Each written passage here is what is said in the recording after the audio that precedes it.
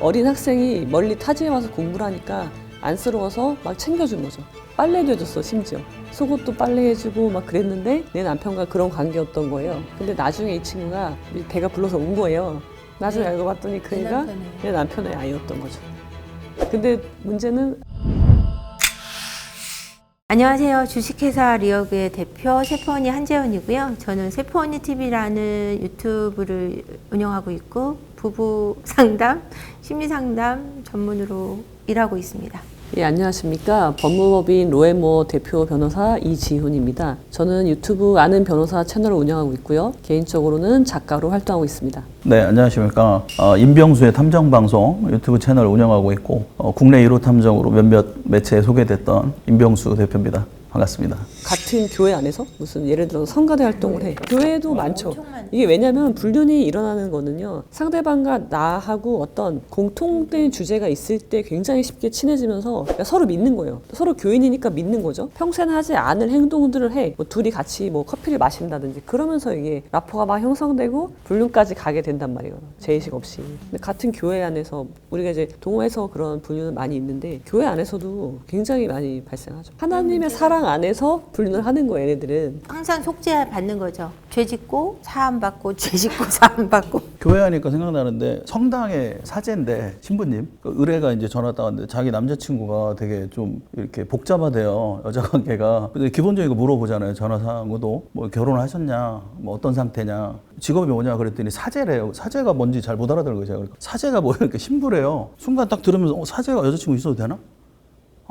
사제는 결혼을 하면 안 되지. 근데 여자친구가는 있어도 되는 건가? 뭐 계속 막 그거 생기는 거예요. 지금 이제 하면 됐죠. 둘이 이제 그런 사이인데 이 사람이 완전 카사노바예요. 키가 한 186대고 우리가 이제 계속 추적을 하잖아요. 딱 들고 완전 영화를 찍듯이 성당 앞에서 이렇게 하늘을 보고 막 시를 뭐 해가지고 보내고 단통 문자 아침에 또 보내고 그러니까 여러 신도들한테 보내는 거예요. 37살이고. 싱글이고 당연히 싱글 젊은 남자고. 근데 그러다가 이제 이 사람이 항상 수법이 뭐냐면 뭐 이렇게 상담 같은 거 할 거 아니에요. 그러면 내가 하느님의 사랑으로 자매님을 안아드릴게요. 여자들이 좋아한다는 백허그를 하는 거예요. 수법이 똑같아요. 나중에 알고 나서 이제 알은 거죠. 이 의뢰인이 자기랑만 신부가 이러는 줄 알았던 거지. 그래서 몰래 사랑을 했던 거예요, 사제랑. 모든 여자분들이 그렇게 착각하죠. 근데 이게 다른 여자한테도 이랬을 때라는 걸 그걸 알면 이제 야수로 돌변하는 거예요. 여성분들이 분노가 나한테만 해야 되는데 그녀한테도 했어 이러면. 그래서 이분이 이제 저랑 이제 얘기를 하면 탐정님 이거 정말 잘못됐다는 거 저도 아는데 이렇게 얘기해요. 나한테 잘못한 게 아니고 본인이 믿는 하느님한테 회개를 해라. 그거 나한테 할 얘기는 아니고. 근데 추적을 해서 봤더니 이분이 그런 방식으로 다른 여자들도 이렇게 다 그렇게 했던 거예요. 자기가 원래 이제 넘버원으로 사랑을 받았었고 자기가 유일무이한 남들이 모르는 그 사제와의 애인이었는데 다른 여자가 있다라는 걸 알게 됐고 실제로 그 여자들을 제가 다 밝혀내서 근데 다 유부녀인 거예요. 또 성당에 와서 어떤 여자를 태우고 짜장면 먹고 이제 뭐 이렇게 술 먹고 서로 뭐 하고 또 이제 모텔을 가는 게 아니고 사제실로 데리고 가요. 4층에 안마 커튼 딱 치고 영화죠, 영화 완전히. 근데 그 여자를 또 이렇게 추적을 해보니까 찍어서 보여줬더니 이 사람은 여기 다니는 사람이 아니래요. 그러니까 나중에 알고 봤더니 이 사제가 전에 심호하던 근무했던 성당을 다니는 거예요. 그러니까 이렇게 근무 이동 같은 걸 하나 봐요, 사제들도. 그러니까 거기에서의 이제 유부녀, 애가 둘이고 이쪽에서도 있고. 근데 일반 신도들, 수녀는 아니고 그냥 정상적인 신도예요. 겉으로 보기에 정말 멀쩡해요. 굉장히 이렇게 우아하시고 막 그래요. 그래서 딱 보면 이제 일단 막 간접 트라우마 우리는 생기죠. 보다 보면. 그래서 그 이후로는 이제 성당만 보면 생각이 생기는 거예요. 그게. 이제 이런 얘기를 할 때는 이제 종교가 성당이신 분들도 계시니까 양해를 구하고 제가 얘기를 하거든요. 그런 종교까지 이러면 안 되는데라는 생각이 들죠. 이 사람을 조사를 하는 이유가 뭐냐. 그러니까 보통 이런 분들이 자주 쓰는 말 있잖아요. 저 같은 피해자가 없게 하기 위해 뭐 이러잖아요. 근데 그게 아니고 자기는 이 남자를 파면시켜버리고 싶대요. 나랑은 막 이렇게 정말 이렇게 했는데 다른 여자랑 했다라는 걸 자기가 용납할 수 없다. 그러니까 자기는 거기 안에 이제 빠져 있는 거죠. 그래서 이제 그 대주교 그쪽으로 우리가 영상 찍어가지고 보내고 파면이 됐죠. 그거는 아마 다른 일 하실 거예요 지금. 그리고 딱 생각나는 게 제가 막 쌍욕에 나왔던 이유가 나는 이러려고 신부가 됐어 이런 얘기가. 나는 이러려고 이 직업을 선택했어. 뭐 아주 핸섬해요, 애가. 남자애가. 근데 고의적이잖아요. 법으로 따지면 고의성을 아주 심하게 갖고 있는 거죠. 난 이러려고 이런 직업을 선택했어. 이렇게 사는 게 좋아서. 그러면은 거길 갔어야죠. 호빠를 갔어야죠. 근데 그 자기 어떤 외적인 건 호빠보다는 성당이라 이런 쪽이 그게 좀 정신질환자들이 너무 많은 것 같아. 서영하고 바람을 피고 있었는데 거의 10년 가까이. 서영은 이혼을 했고 그거를 전혀 모르고 있던 아내가 이제 그 집에 강아지를 키운 지 이제 몇 년 안 돼서 이제 강아지를 본 적이 없어요. 그 서영 집에는 잘 가지 않았기 때문에 명절에는 큰 집에 모이니까. 근데 어느 날 같이 한번 언니네 집을 남편하고 갔는데 그 강아지가 내 남편을 너무 반갑게 맞이하는 거예요. 원래 낯선 사람 보면은 막 물어 뜯는다고 언니가 얘기했던 강아지인데 자기 남편한테는 그렇게 꼬리를 흔들고 살갑기가 그지없는 거죠. 그래서 의심하고 있었는데 이 집에 드나들었다는 걸 그때 확실하게 알게 된 거죠. 그래서 바람을 발견한 케이스도 있습니다. 증거는 제가 얘기 듣기로는 이런 탐정분을 모셔가지고 그 앞에다가 그 뒤로 이제 카메라를 해놓고 남편이 들어갔다 나갔다 하는 걸 잡았어요. 영상으로. 이제 퇴근하고 거기 들어가는 거 아니면 낮에 근무한다 그러고 이제 갔다가 이제 자유롭게 영업하는 분이니까 들어갔다 나오는 걸 영상으로 찍어가지고 잡았어요. 알게 되고 또 얘기했다고 매 맞고. 그분은 근데 바람의 문제가 아니고 폭력의 문제가 더 심각했던 분이에요. 너무 많이 아내분을 때리기 때문에 사실은 제가 이혼을 권했던 사례이기도 합니다. 지금도 못하고 계세요. 문제가 있는 건 알죠. 문제가 있는데 문제 제기를 못 하는 거예요. 문제 제기를 했을 때 상대방이 이걸 문제로 인정하지 않거든요. 보통은. 그게 학습이 돼서 내가 이거 이야기해봤자 해결이 안 돼. 아니면은 내가 이거 이야기하면 저 사람이 화를 낼 거야. 나를 때릴 수도 있어. 그러면 이야기를 안 하는 거죠. 그렇게 되면 문제 해결이 안 되죠. 살림을 만약에 차렸다면 첩에 해당하는데 나하고 첩을 경쟁 구도로 봐서 남편한테 간택을 받으려고 오늘 밤은 내가 수청을 들겠어. 그런 경쟁 구도로 가는 분들도 종종 있어요. 영화 홍등이 생각나네요. 홍등을 키면 그날 남편이 들어와서 잠자리를 하고 그러면 그 다음날 아침 식사를 그 여자가 선택할 수 있는 그런 권력이 주어지는 영화가 있었거든요. 공리가 나왔던 영화 중에. 그런 심리 같은 거. 그죠. 경쟁 구도로 가게 되면, 그러니까 남편이 왕이면은 괜찮은데, 왕이면은 뭐 돈도 많고 막 그럴 거 아니에요. 근데 그렇지도 않은데, 보잘것 없는, 경제력도 없는 사람인데, 그런 식으로. 그러니까 자기들만의 세상을 만드는 거예요. 언니니까 그게 더 심했던 것 같아요. 제가 보니까. 언니랑 어릴 때부터 경쟁 구도에 있었던 그 말씀이 맞아요. 나이 차이가 1살 정도밖에 안 나는 언니거든요. 연년생이니까 그 경쟁 심리가 더 컸던 것 같아요. 근데 바람의 문제보다 그분은 폭력의 문제가 훨씬 심했어요. 무차별적으로 폭행을 했기 때문에 같이 살 수 있는 수준이 아니었어요. 그런데도 정신적으로 벗어나지 못하니까 이혼을 도무지 결심하지 못하더라고요. 이제 그러는 거죠. 예를 들면은 이혼을 하긴 할 거야. 이혼을 안 한다고는 못해요. 본인도 다른 사람한테 말하기가 그러니까 이혼을 하긴 할 건데 내가 이 남편이랑 이 여자는 떼어놓고 이혼할 거야. 그런 식으로 이혼을 자꾸 미루는 거죠. 회피를 하는, 문제를 회피하고 싶은 경향이 있어서 그리고 거기 현실에 나를 안주시키고 그다음에 그 여자랑 경쟁하는, 내가 남편을 꼬시고 막 일부러 예쁘게 치장을 하고 몸매를 가꾸고 그렇게 하는 분들도, 그런 식으로 문제를 회피하려는 분들도 꽤 있는 거죠. 여기서 뭐 의문의 위너는 남편이네요. 이래저래 즐겁게 살고 있고. 또 여행을 가면 셋이 가요. 처형이 외로우니까 내가 같이 가자. 항상 그렇게 데리고 다녔대요. 10년 가까이를. 근데 바람 피는 걸 몰랐던 거예요. 의심만 했지. 그러니까 그 위너 맞아요. 여자 둘을 데리고, 한 집안에 여자 둘을 데리고 여행도 다니고. 그런 애들은 캐보면은 또 나오기도 해요. 그 2명 말고 또 습관이 그렇게 돼가지고.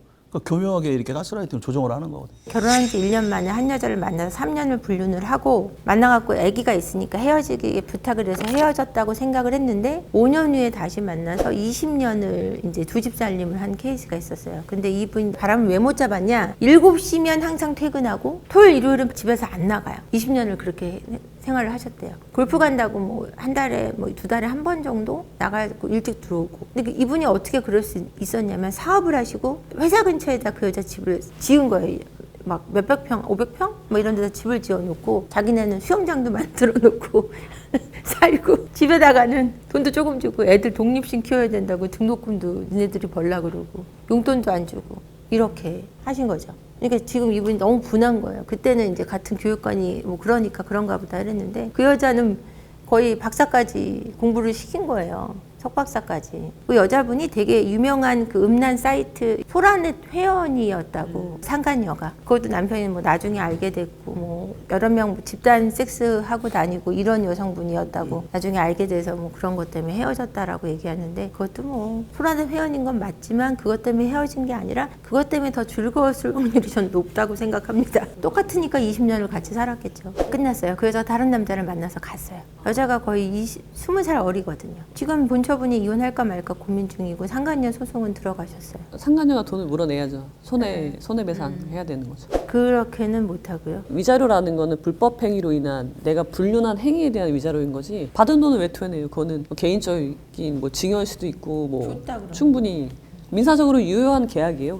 그건 건드릴 수 없어요. 그 집에선 쫓겨났죠. 딴 남자 만났으니까 그 몇백 평 되는 집에선 쫓겨났죠. 근데 그 여자가 또 웃긴 거는 저장 강박이 있어갖고 그 남자를 만났을 때부터 헤어질 때까지의 모든 물품을 한쪽 방에다 다 해놓은 거예요. 그래서 어떻게 만났고 뭐 이렇게 생일 잔치한 비디오 영상부터 그 모든 추억을 다 모아놓은 거예요. 집 계약한 거부터 해가지고 뭐 섹스 동영상부터 해갖고 딴 남자랑 했던 거부터 다 모아놓은 거예요. 여자 저장 강박이 변태죠, 심각해서. 변태. 변태죠. 그래갖고 그걸 기반으로 소송을 하니까 위자료는 많지 않을까 생각하고 있습니다. 20년치니까요. 신뢰관계가 깊을수록 배신감이 더 크잖아요. 그럼 더 최악이 될 수 있는 거잖아요. 어떤 분이 이제 하수 비슷한 개념으로 뭐 게스트하우스 같은 걸 운영하고 있었어요. 근데 거기에 온 손님이었죠. 처음엔 손님이었어. 근데 장기 투숙을 하게 된 거예요. 장기 투숙이라는 게 그 친구가 이제 지방에서 학교를 다니게 되면서 거의 뭐 몇 년, 4년, 5년 이상 그 집에 머물게 됐는데 거기에 주인 양반하고 이제 바람이 나게 된 거죠. 근데 나이도 되게 어려요. 나이 차이도 뭐 정말 20살 정도 차이가 나. 그러니까 이 안주인은 전혀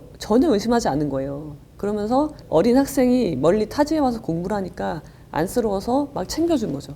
빨래도 해줬어, 심지어. 속옷도 빨래해주고 막 그랬는데 내 남편과 그런 관계였던 거예요. 근데 나중에 이 친구가 이 여학생이죠. 여학생이 이제 아이를 낳는데 배가 불러서 온 거예요.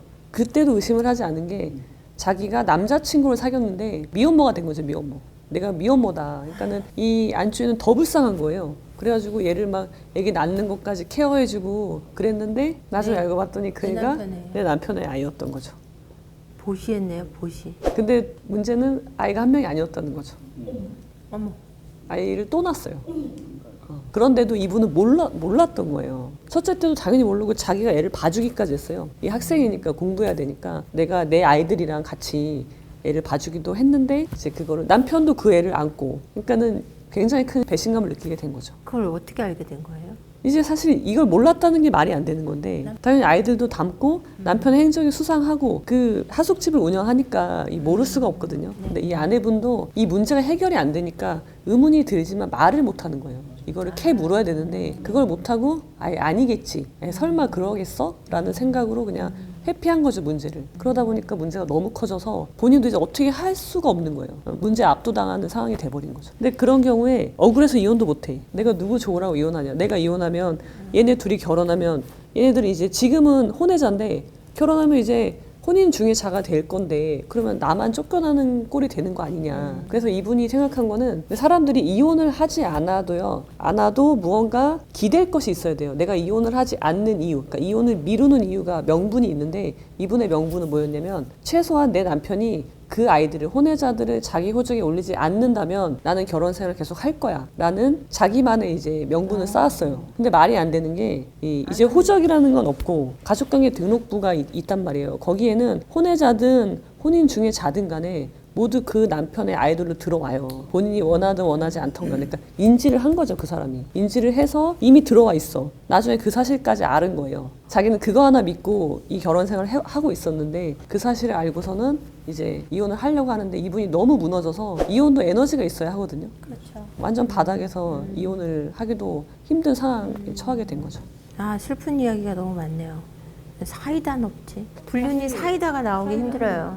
이혼을 신속하게 하는 거예요. 그리고 복수를 하고 싶으면은 시간이 걸리는데 사람들이 그 시간을 견디지 못하는 거죠. 그래서 저는 최고의 복수, 최고의 사이다라고 하면은 내 삶을 사는 거예요. 나답게. 그게 가장 좋은 복수라고 생각합니다. 말씀하신 대로 이혼을 하자는 쪽으로 가시는 변호사님은, 대표님은 이혼하지 마라 쪽이고. 잠깐 저는요 이혼을 하자는 게 아니에요. 문제가 해결이 안 됐을 때 이혼이 하나의 문제 해결책이 된다는 거지. 근데 그 과정을 밟지 않고 문제 제기조차 하지 않다가 갑자기 이혼하겠다는 분들이 있는데 그러면은 그 충격이 더 크다는 거죠. 예, 이혼을 하기 위해서는 준비가 많이 필요해요. 그냥 단순히 바람을 폈기 때문에 이혼을 하자, 안 하자로 나눌 수는 없을 것 같아요. 왜냐하면 이혼을 막상 바람을 폈기 때문에 분해, 이혼해, 먹고 살 길, 애들 키워야 되는 거, 정서적인 독립 이런 게 안 돼 있을 때 이혼하면 나는 더 무너지거든요. 이제 바람을 펴서 상간녀를 찾아내면 상간 소송을 하면 그 금액이 3천만 원이 안 넘어가요. 그것도 민사고. 근데 중요한 거는 옛날 같은 경우에는 상간녀들이 죄송합니다 뭐 이렇게 좀 뭐 이런 느낌으로 갔는데 지금은 자폭해버려요 상간녀들이. 내가 오히려 막 이렇게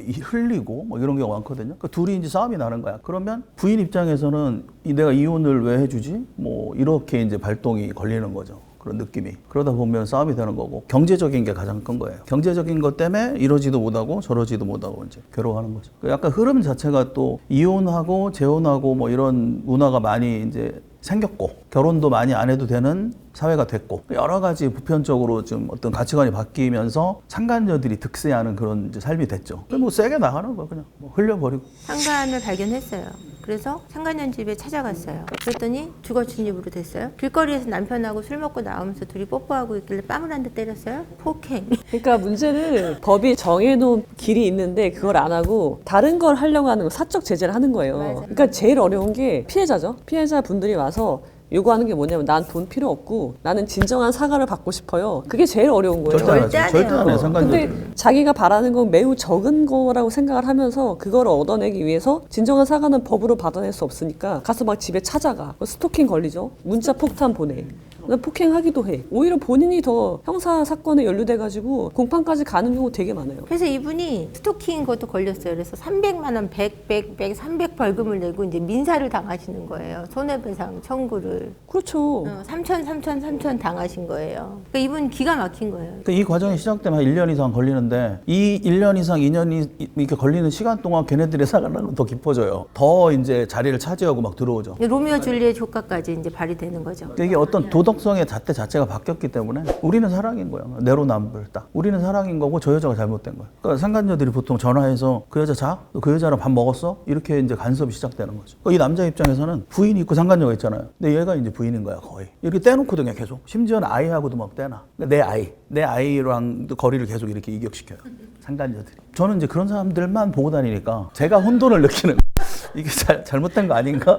근데 이제 스스로 가스라이팅이 되는 거예요, 지금. 20살 때 40인 사람을 만나서 경제적 지원을 받고 살고 40살에는 20살인 사람을 만나서 경제적 지원을 하면서 성적인 걸 즐기고 60이 되면은 육체적인 게 크게 필요가 없어서 말이 통하는 동갑인 사람과 결혼을 하는 게 좋다라고 이제 영국의 어떤 사람이 그걸 발표를 했는데요. 그게 말이 안 되는 게 제가 얼마 전에 상담 사례가 77세이신 아내분이 80세이신 남편분이 바람핀다고 전화가 와가지고 어떻게 하면 좋냐고. 그러니까 이게 나이가 든다고 성적인 욕구가 떨어지지는 않는 거예요. 지금 현재 75세거든요. 근데 여자가 3명이에요. 부인은 65세고 10살 차이. 근데 조사를 해보니까 2명 일상적인 아줌마들이고 1명이 32살짜리 태국 여자예요. 32살. 그러면 한 30년 이상 차이나. 아까 이제 그 자극이 필요하신 분이라 경험이 많으니까. 그래서 이제 옛날 9옥 아파트 15층짜리인데 15층 살아요. 옛날 아파트 이제 옥상으로 올라가면 계단에 옥상 올라갈 수 있잖아요. 공간 있고. 보통 거기다 이제 고추 말리고 뭐 이렇게 쓰잖아요. 꼭대기층 사는 분들이. 거기에 이제 돗자리 깔아놓고 거기에서 이제 태국 여자애 부르다가.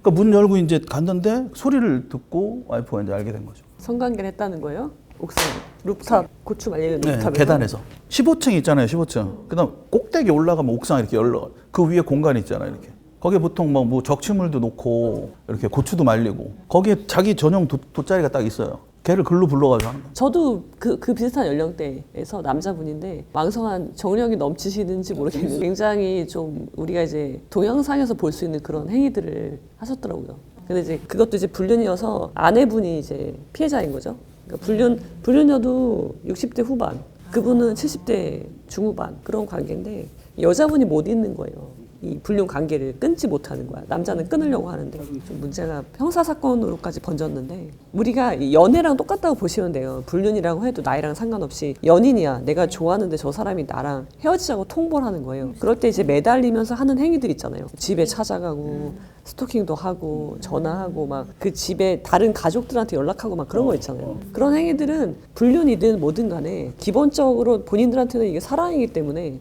똑같이 이루어진다고 보면 돼요. 근데 이런 것들이 다 범죄에 해당하니까 형사처벌까지 받게 되는 거죠. 다른 변호사님한테 들은 얘기인데 88세이신 남편분과 점점 올라가. 80세인 상간녀하고 바람이 나서 이제 80세 아내분이 상간 소송을 했는데요. 주고받은 톡이 저 벌써 뜨거워져 있어요. 뭐 이런 내용. 당신 생각만 해도 몸이 뜨거워져요. 더워요. 뭐 이런 내용을 서로 주고받더라고 하면서 얘기를 해주시더라고요. 그 정도로 성적인 욕구가 이게 줄어들지 않아요. 그리고 연애는 아까 변호사님 말씀대로 똑같아요. 그게 80이든 60이든 100살이든 그 마음이 줄어드는 것 같지는 않아요. 그리고 그 나이 때도 성관계 하는 거에 대해서는 저는 되게 건강하다고 생각을 해서 터부시할 건 아닌 것 같고 오히려 그냥 부부간에 불륜이 아닌 부부간의 성관계를 장려해야 되는데 이제 가족끼리는 안 하려고 하니까 그게 문제인 거죠. 근데 사회 자체가 너무 자극적으로 계속 바뀌는 것도 문제가 있는 것 같아요. 매체나 이런 거 보면 똥오줌을 더럽게 그러니까 자기 와이프하고 그게 안 되는 거예요. 자기는 무조건 오줌 똥을 자기가 오줌을 싼 거를 먹게 해야 되는데 와이프는 안 먹으니까 그걸 이제 그 상간녀하고 하는 거예요. 상간녀가 미국에 살고 있는데 애 방학 때 들어와요. 3개월인가를 머무르거든요. 뭐 그냥 매일 난리를 치는 거예요. 상간녀가 미국에 살아요. 그러니까 3개월을 한국에 들어와요. 1년에 한 번씩 애기 데리고. 거기도 유부녀고. 한국계 미국인이죠. 근데 얘는 이제 젊었을 때부터 알았던 사이고 엄청 먹어대는 거예요. 그 여자가. 그 여자는 먹는데요, 그거를. 얘도 먹는지는 모르겠어요, 서로. 그걸 모르겠어요. 뭐 그런 자극들. 그건 변태죠, 변태. 집 안에서는 안 되는 거예요. 집 안에서 행위 자체가. 그러니까 우리 나가자. 이거 무조건 나가야 돼. 그러니까 연애할 때도 차 안에서 카섹스를 하다가 사정을 못 하니까 나가자. 그래서 본넷도 위. 뭐 밖으로 나가서 이제 마무리가 돼야 되는 거. 안 그러면 계속 끝나질 않으니까. 그러니까 결혼해서도 나가자 이러면 우리 제발 침대에서 좀 하자.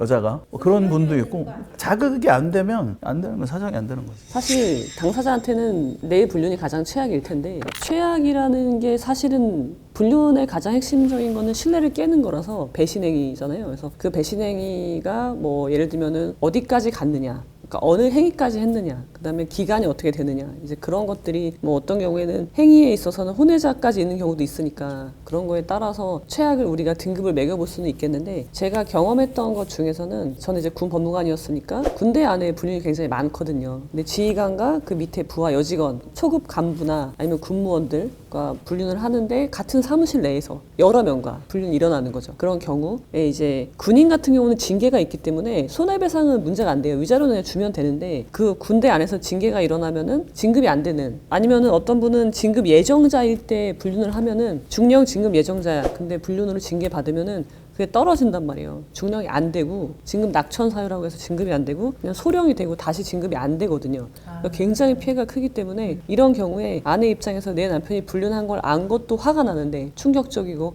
화가 나는데 내가 남편을 위해서 탄원서를 써줘야 되는 상황? 징계하지 말아주세요. 그런 식으로. 우리 관계는 너무 좋고 나는 아무 문제가 없다. 그런 식의 탄원서를 써야 되는 상황이 가장 배신감을 느낄 것 같아요. 내가 소송을 하는 게 아니라 오히려 남편의 그 징계 처벌을 줄이기 위해서 그렇게 해야 되는 상황도 종종 있고. 불륜의 피해가 이런 것뿐이 아니고요. 아내분들이 망상장애로 이제 고생을 하세요. 편집증이 생기는 거예요. 그래서 실제로 저는 한 3개월에 한 번씩 이런 분들이 내담자로 오시는데 오셔서 제가 정상인지 아닌지 확인받기 위해 오세요. 근데 어느 정도로 문제가 생기냐면 남편이 성매매를 했어요. 근데 이게 성매매로 끝나는 게 아니라 바람도 폈을 수 있다라고 이제 망상이 되는 거예요. 그러면서 어떤 분이 그런 케이스에 회사 여직원과 바람이 났다고 오해하기 시작해서 60세가 넘은 남편을 30살 초반의 여성과 바람이 났다고 생각한 거예요. 근데 이게 어떻게까지 가냐면 점심시간에 전화를 해요, 남편한테. 그럼 남편이 이렇게 하품하면서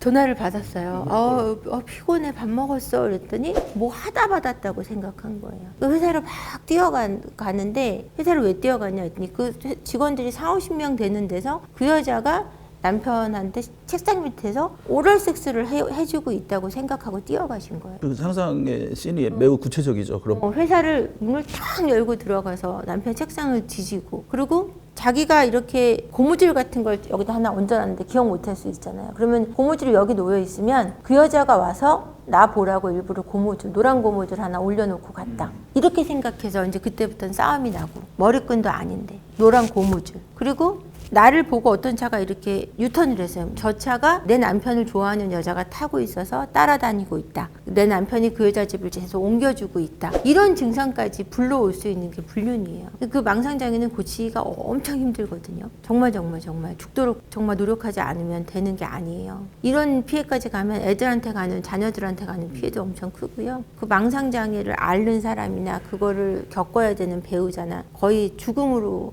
갈 정도로 끔찍한 병이에요. 이 병은. 그렇게까지도 문제가 되기도 합니다. 불륜이라는 것은. 조근조근 얘기하니까 좀 재밌고요. 긴장되긴 하는데 아주 재미있었습니다. 아니, 너무 충격적인 이야기가 많이 들어가지고 정신이 없는 상황이네요. 네. 항상 스트레스가 있던데 마치 내가 겪는 피해자인 양. 근데 이제 이거를 드러내서 또 이야기를 공론화 시키니까 더 스트레스 받네요. 어쨌든 되게 셀럽분들과 이야기할 수 있는 시간이 있어서 이런 것들을 참 많이 드러내놓고 고칠 부분을 고치고 해야 되지 않을까 그런 생각이 드네요. 불륜 문제. 제가 한마디 더 첨언하면은 불륜이라는 것도 사실 부부간에 발생하는 갈등의 하나의 유형에 불과한 거기 때문에 그러니까 제가 드리고 싶은 말씀은 부부는 갈등이 있을 수밖에 없어요. 부부뿐만이 아니라 모든 관계는 갈등이 생기고 그 갈등을 해결해 나가는 게 삶이고 그래야지 더 건강한 관계가 되기 때문에 문제가 있을 때 회피하지 말고 희망회로 돌리지 말고 선회하지 말고 나 혼자 끙끙 앓지 말고 문제 제기를 하시기를 바랍니다.